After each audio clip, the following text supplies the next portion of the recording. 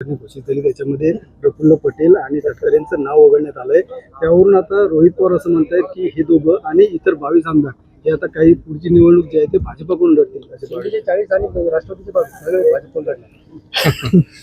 रोहित पवार पागल व्हायले, त्याला अजितदादाची जागा घ्यायची आहे, त्याच्यामुळे तो काही बकवास करतो।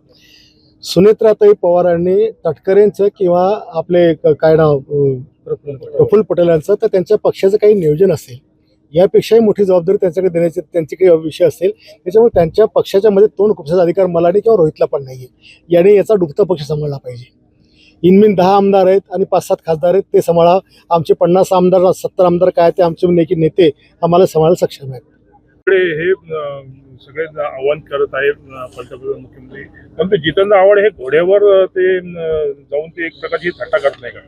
नाही, आता काही लोक विक्षिप्त असतात आणि हा जितेंद्र आव्हाड जो आहे हा तर एक नंबरचा नालायक माणूस आहे।